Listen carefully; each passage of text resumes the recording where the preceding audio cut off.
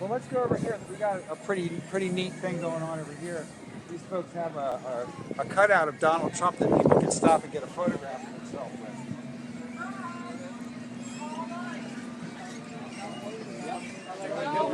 Freedom Apparel. Hey, how you doing, folks? Hi, I'm Scott Fisher. I'm with the New York Daily Record, and we're here talking politics at the fair. And so I see that you have an interesting cutout of Donald Trump here. We're actually doing a live feed. Would you mind talking to us? Is that okay? Oh yeah. This is our. Hey, this ain't cardboard here. This is the top end model. This is not one of them eBay ones, you know. So he looks good. If the writing's just right, he looks real, you know. And so, just curious, how many people have paid $1 at this point to have their picture? Oh, usually when it's crowded, it's consistent. Yeah. Oh, yeah, definitely. And actually, what it is, if you buy a shirt, then you get to take as many pictures if you want. You know, so that's the kind of like a bonus. Okay. But a lot of people, if they don't buy a shirt, then we say, hey, throw a buck in, you know, and take a picture and have some fun at the fair. Okay. Tell us about yourselves. What are you guys doing here? Where are you from? You're not. I think we talked to you earlier. You're not from Pennsylvania, right? Right. We're from the Buffalo, New York area. We're American Freedom Apparel.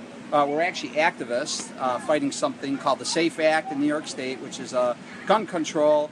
And we sell the shirts and we take some money out of it. And this is how we run our events and bring speakers in. And that's how that works. So you guys, I noticed you guys have a lot of different Trump shirts. You mind if I? Well, actually, it's actually just one Trump shirt. It's got the Start Biker style. This has got the eagle on the front, the seal on the back. We've been doing the Trump rallies. We've been in 9 states. And all our other shirts have freedom shirts, so we actually try to support promoting freedom. And I guess we can tell me a little bit about the message of trying to get across with Maryland resistance, join your local militia. I mean, yeah. Well, it actually evolved, like we said, we're from New York State. And the SAFE Act was about, they wanted people to register their high-powered .22 rifles in a special database, and we put the word out across the state to not comply with that.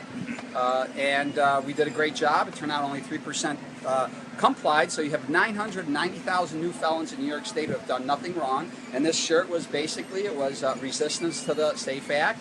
Do not register was do not register your guns in the SAFE Act.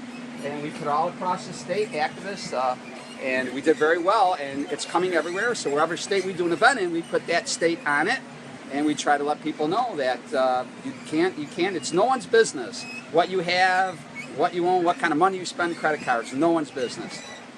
And I guess why do you see the gun, registering the gun as a problem?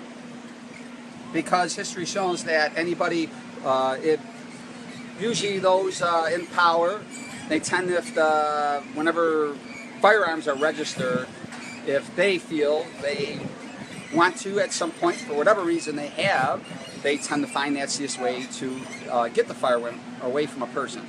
We've seen it throughout history, you know, and that's basically what it is. It's really, it's nobody's business, and what we need to get across to people is obviously you got a lot of, the message out there through the media is to make firearms look bad in killings, and we look at it from a point of view of that you have to accept there's bad people in the world.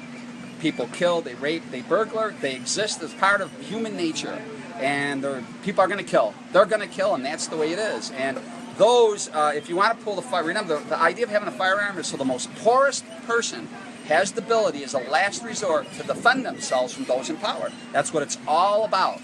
Nothing else. It's not about hunting. And once you take that away from the simple man, you read history, because people in power are no different now than they've been throughout all of history.